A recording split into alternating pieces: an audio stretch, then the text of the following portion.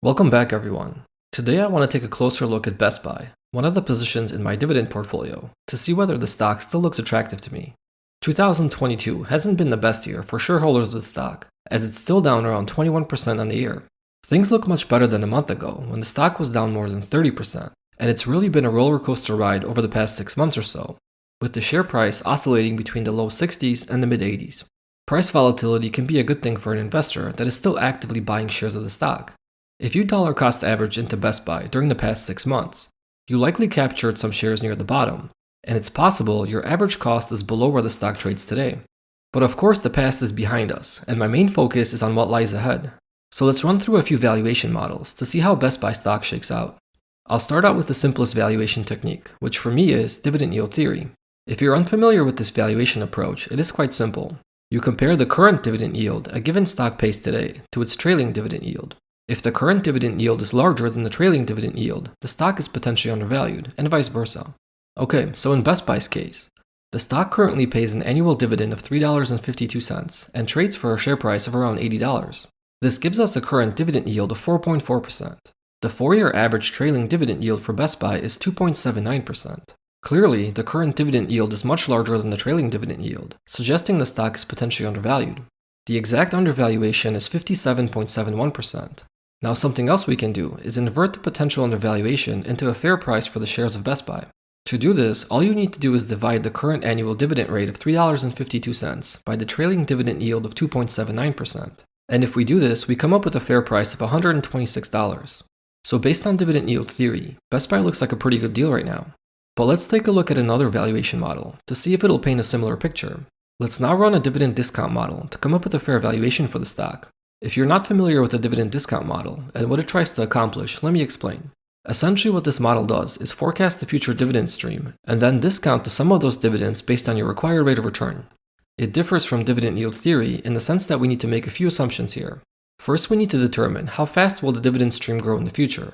And second, we need to come up with the required rate of return we would like to receive from our investment. Let's run through the model to see how it all fits together. We start out with the annual dividend rate for the stock, which is $3.52. The next step is to come up with a future dividend growth rate, and I'm actually going to have 2 dividend growth rates. The first will be a growth rate I believe the company can achieve in the short run, which in my model is the next 5 years. And the second will be the long-term growth rate I expect from the company beyond the 5-year period. To help me determine the future dividend growth rates, I took a look at the dividend growth history for Best Buy. And the company has been growing its dividend at quite a high rate recently. In 2022, the dividend growth rate was 25.71%. In 2021, it was an even more impressive 27.27%. 2020 and 2019 were much lower at 10% and 11.11%. And if we look at the compounded annual growth rate of the dividend, it has stayed very strong in the high teens and low 20s for the past decade.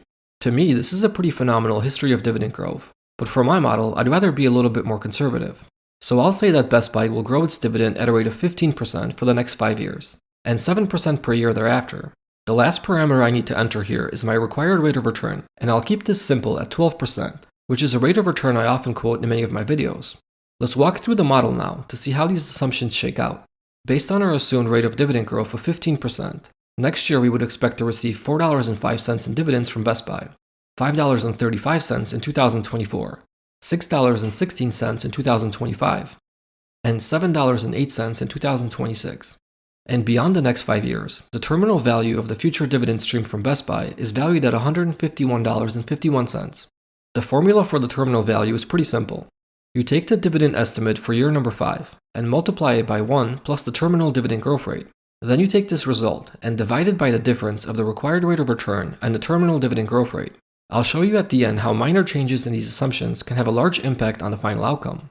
Okay, so now I have the value of the future dividend stream for Best Buy. But since $1 today isn't worth $1 tomorrow, we need to figure out the present value of the stream of dividends. To do this, we will use our required rate of return as the discount factor.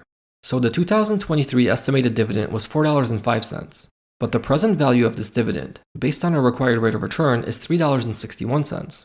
For 2024, the estimated dividend was $4.66, which has a present value of $3.71, and so forth.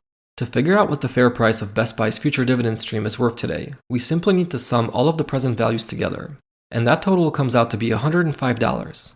This is the price I would be willing to pay for the stock today, based on how fast I believe the dividend stream will grow, and my expectation to achieve a 12% rate of return. If we compare this price to the actual price of the stock today of about $80, we can conclude that the shares are about 24% undervalued.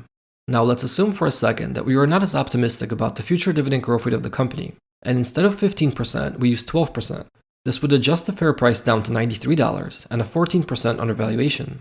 And if our terminal dividend growth rate assumption was also more conservative at 4% instead of 7%, the fair price further declines to just $63, and now it looks 26% overvalued. Of course, we can also have a lower required rate of return because 12% is pretty optimistic. After all, the broad equity market generally hovers around a 10% long-term rate of return. So let's change our required rate of return down to 9%. Now the fair price jumps back up to $103, and we are once more in undervalued territory of about 22%. If you're going to duplicate this model, I would suggest you stick with conservative assumptions for the growth rates, and keep your required rate of return right around where you would like your assets to perform in the long run. I'm going to go back to my original growth and return rate assumptions that pointed to shares being about 23% undervalued.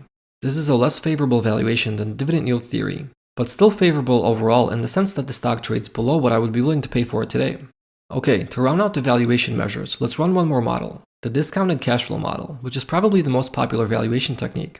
This model requires a little more work and a few more assumptions, making it even more sensitive than the prior two. If you're not familiar with the discounted cash flow model, it essentially works the same way as the dividend discount model, except here we are forecasting the future cash flow of the company instead of the dividend stream. To populate the discounted cash flow model, I'm going to need to look at the cash flow statement for Best Buy, and I'll also use the income statement as well. The simple measure of free cash flow is to take the cash from operations and back out capital expenditures. Both figures are easily accessible on the cash flow statement. I'm going to use the most recent data, which is from the trailing 12 months. The cash from operations for Best Buy was $2,083, and this is truncated to the millions for simplicity. And the capital expenditures were $885. This gives us $1,198 as the free cash flow amount. The assumptions we need to make here are how fast will cash from operations grow, how quickly will capital expenditures increase, and we also need to determine a terminal growth rate for free cash flow, and of course have a required rate of return assumption. What I personally like to do is look at the last 10 years to see what historical growth rates have been. If we look at the cash from operations, we can see that they have both gone up and down over the past decade. If we average the annual change in cash from operations, it comes out to a positive increase of 13.1% per year. Coming up with the future growth rate this way is not the most ideal method. As you can see in 2017 and 2021, the cash from operations amount increased by more than 90% compared to the prior year, but then quickly receded lower the year after. These two high increase years are pushing the average growth rate much higher than it actually is. A better way to figure out the average growth rate over the last 10 years is to take the trailing 12-month cash from operations number and subtracting the 2013 amount from it, then dividing it by the 2013 amount, and further dividing the result by 10 since we are looking at a 10-year period. Now we have come up with a rate of increase of 3.13%, much different than the 13% we got from averaging the annual changes. I would much rather use this more conservative growth rate estimate in my model. If I do the same thing for capital expenditures, we can see that they are increasing by about 1.5% per year. And these are the growth rates I entered into my model, 3% for cash from operations and 1.5% for capital expenditures. Now I can compute both figures for the next 5 years and the resulting free cash flow stream. The next part is the terminal value, or what I would expect all free cash flow beyond year 5 to be worth. For this, we will also need to come up with the terminal growth rate for free cash flow. I decided to use 2.5%, which I think is a fair estimate for a long-term GDP growth rate, and I'll assume Best Buy in the long run can grow at the same rate as the overall economy. I feel this is a pretty safe assumption to use. Similar to the dividend discount model, we now have to figure out the present value of this future free cash flow stream. And for this, we will discount the free cash flow estimates by our required rate of return of 12%. When we sum up all the present values, we come up with 20,207, which is the value of Best Buy today. And to make this number more meaningful, what we need to do is divide it by the number of shares outstanding so we can have a per share value of the company.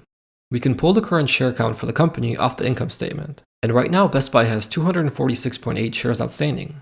So if we divide 20,207 by 246.8, we get a fair price of $82, which is right in line with where the stock trades today.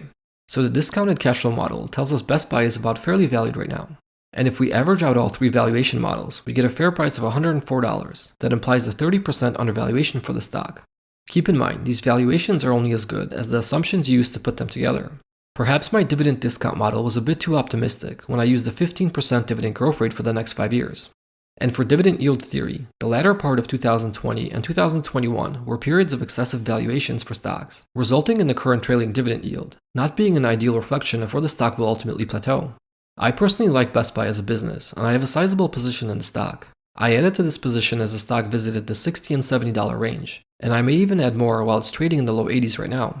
Ultimately, whether you invest in a given stock or not should come down to at least two fundamental factors. Number one, do you believe the company will continue to grow in the future, and can you estimate that growth with a level of confidence?